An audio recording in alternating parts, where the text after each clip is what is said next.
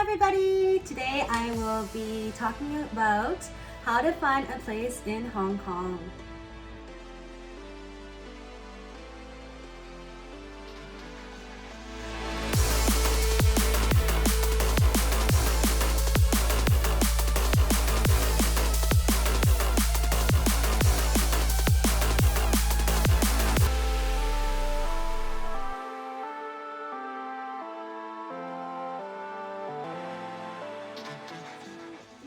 Hong Kong, space is a premium. The average space in Hong Kong is actually 320 to 420 square feet for an apartment, and this equates to one bedroom or a two bedroom with very small rooms. And these rooms are probably just as small as one bed and one closet and maybe just a tiny desk.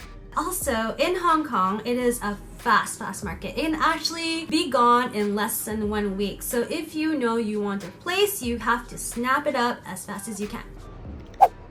Additionally, it's important to know that in Hong Kong, you need to save at least 3.5 months of rent for your move-in because you need to pay 2 months of deposit in advance plus your first month for move-in, and then usually you have to pay about 50% of your rent to the agent that helps you find the place that you're moving to.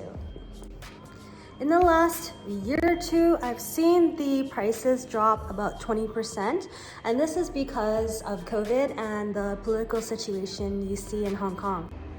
So to find a place in Hong Kong, you can use an online platform such as 28hsc.com, or you can use Spacious. It lists out all the listings in Hong Kong, and you can contact the agent, do a viewing of the place.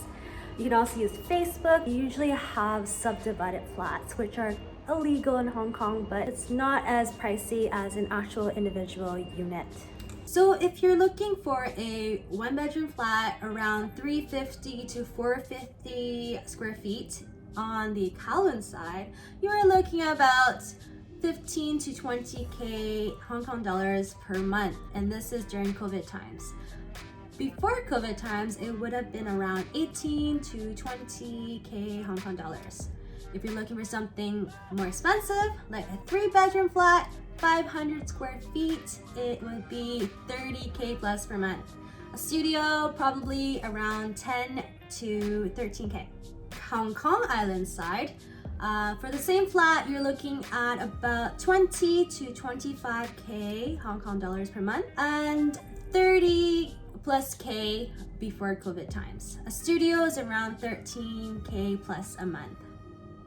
So when you are looking for these flats, you usually can haggle. So when you go to an agent, you tell them your price and they can actually haggle with the landlord for you. And also when you are going with an agent, they won't just take you to that one flat. Usually they give you a tour of maybe 5 to 10 different flats within the vicinity, and you can see more flats. The best time of the year to find a place to rent is right before Chinese New Year, and this is because all the agents just want to close their books, all the landlords just want to get it over with. So before Chinese New Year, maybe 1 to 2 weeks in advance, just start looking for a place and tell them that you are ready to move. You will put down the deposit if you can get the price that you want. So tip there.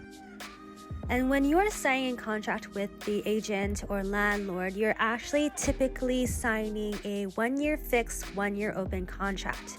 What this means is that the first year, you will not be able to break your contract. If you do, you will not be able to get your deposit back, or if you find a new tenant, you will get the deposit back. The second year, the open year, you are able to let the landlord know that you will move away, but you must give them 1 month in advance. For the fixed year, the landlord will not be able to increase the rent within a year, but for the open year, they have the option to increase or decrease the rent. So when you move in, you will need to pay for Wi-Fi.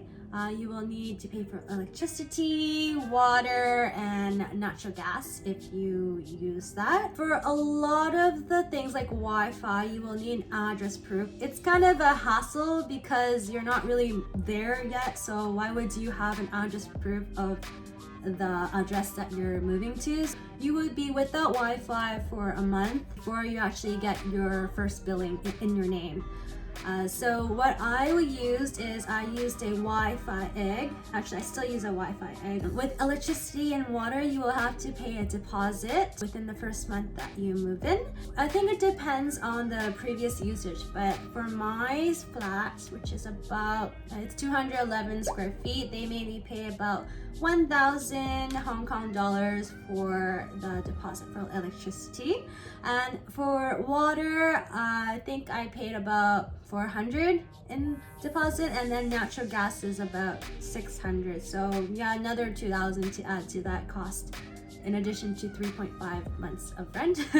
Now let's talk about the locations. Central and mid-levels. Central mid-levels are lively areas. A lot of people move there because they work in the central district. So usually in Hong Kong, you would want to live close to work. that's the reason of being Hong Kong. You know, convenience, walking distance. Central and mid-levels are very nice places. If you love to go to have a drink at the Soho Bar District, the LKF, you can just walk home. It's also close to malls like the IFC, Pacific Place. These are very high-end malls. You can just walk there. There's always activities. So if you live in the mid-levels, it is more of a mid-higher range there in price and in quality of life, I guess. There's also a giant escalator that will take you up the mid-levels, because in Central it is quite hilly.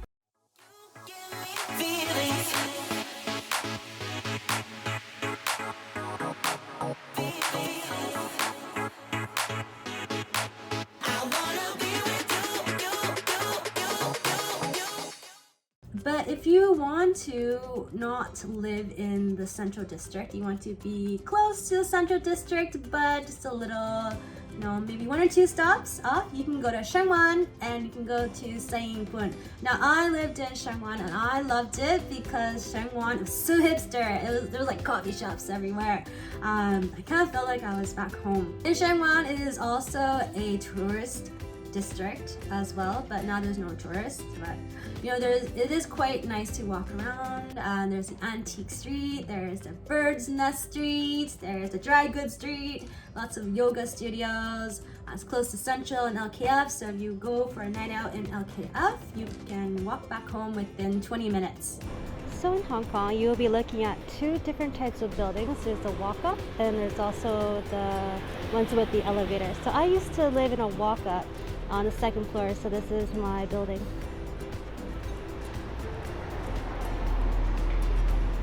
Sai Ying Pun is also great too. Sai Ying Pun is actually one of the most popular places for expats to live in. I think the reason is because there's really good eateries. It is quite hilly in Sai Ying Pun, so you'll probably have to walk some hills if you live there. But there's a really nice street called High Street that's full of bars, and Sai Ying Pun is the best place. One of the best places for having brunch. I did live in Sai Ying Pun for about a month back when there were protests, so all the hotels were really cheap. So I lived in Sai Ying Pun for 1 month before I moved over to Sheung Wan. However, I feel like Sheung Wan and Sai Ying Pun can be overshadowed by the tall buildings and also the mountains behind. So it does get quite dark. So if you do like something a little sunnier, I wouldn't recommend that area.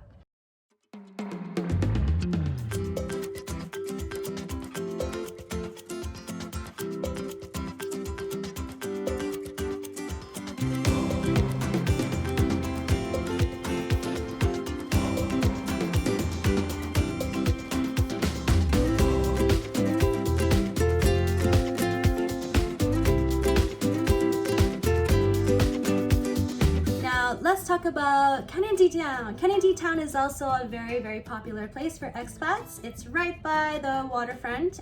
There are lots of bars and eateries. There's also bars and eateries by the waterfront. It's a great place to run to. I love the waterfront.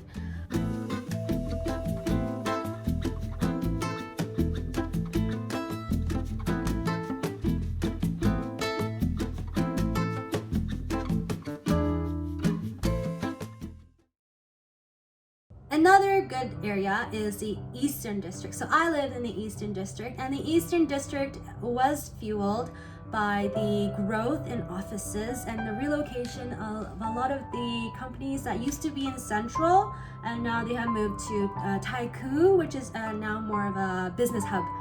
In the Eastern District, it is brighter, it's cleaner, the space is wider, kind of away from the hustle and bustle of Central. I like sunlight. There is also really good eateries as well. There's East Soho.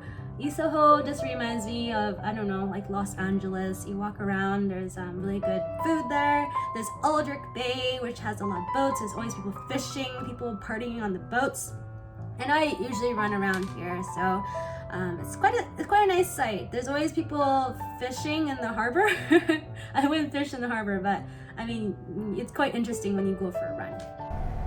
Such a nice day to run. It was so cold in Hong Kong the last few days, and I've been cold in Hong Kong standards. It's like 9 degrees. It's like 21 now.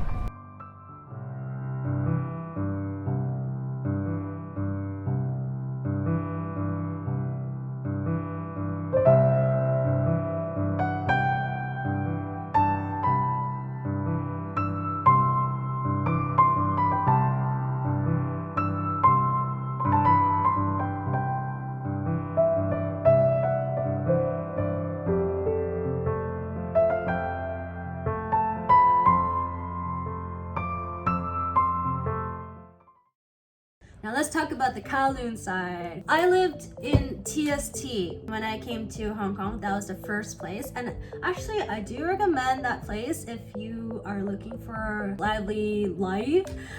There are lots of bars. I lived right in front of Knutsford Terrace, so that's a bar district. Every Sunday there would be like a recycling of glass bottles. That area is quite lively. There are lots of places to eat, and the Kowloon side is cheaper than the Hong Kong side. There are lots of places to shop. Similar to Mong Kok, that's another really busy hustle bustle place that if you want to experience that life, I recommend TST Mong Kok. Also TST, it's fantastic because you know that skyline that you see of Hong Kong and all the buildings? That's in TST, so that is pretty much your backyard if you live there.